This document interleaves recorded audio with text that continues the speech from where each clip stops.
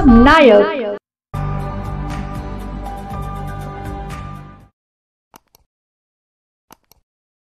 राज्यात महिलांसह अल्पवयीन मुलींवर होणाऱ्या अत्याचाराच्या घटना काही केल्या थांबताना दिसत नाहीये। अशातच आता राज्याला हादरवून सोडणारी एक घटना जळगाव जिल्ह्यातील जामनेर तालुक्यातून समोर आली आहे।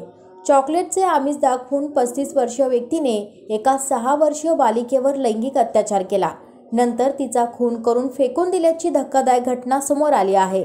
या प्रकरणी जामनेर पोलीस स्टेशनला गुन्हा दाखल करण्यात आला असून संशयित आरोपी मात्र पसार झाला आहे।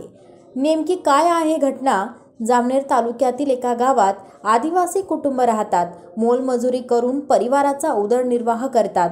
सदर बालिकेचे आई वडील मंगळवारी दुपारी सकाळी मोलमजुरीसाठी बाहेर गेले असताना बालिका घरी एकटीच असल्याचा गैरफायदा संशयित आरोपीने घेतला।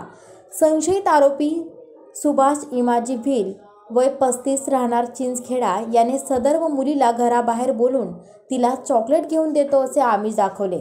त्यानंतर गावाच्या बाहेर केळीच्या मळ्यात नेत तिच्यावर लैंगिक अत्याचार केला। त्यानंतर तिचा निर्घृण खून करून तो पसार झाला आहे।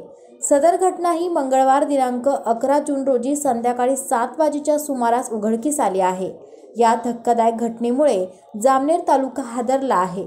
जामनेर पोलीस स्टेशनला गुन्हा दाखल करण्यात आला असून फरार संशयित आरोपी सुभाष भिल याचा पोलीस कसून तपास करीत आहे। दरम्यान सदरहून मयत बालिकेचा मृतदेह हा शवविच्छेदन कामी शासकीय वैद्यकीय महाविद्यालय व रुग्णालय जळगाव या ठिकाणी आणण्यात आलेला आहे।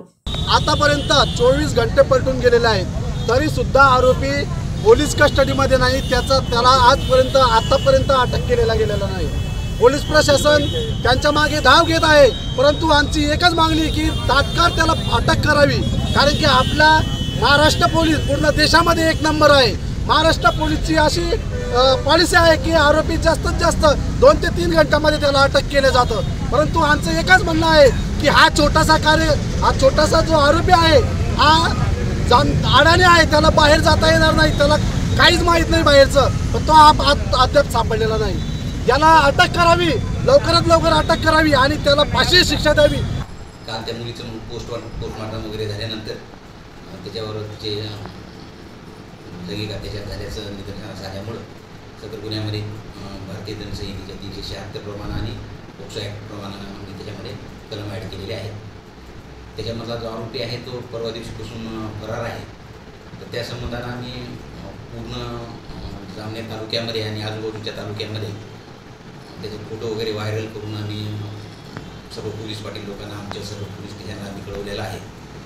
पोलीस स्टेशनचे आमचे 2 पथक, 2 अधिकारी, 2 पथक, RCP आहे आमची, त्याच्यानंतर LCBचे लोक आहेत, आमचे SDPO ऑफिसचे लोक, सर्वजण आरोपीचा आम्ही शोध घेतो आहे।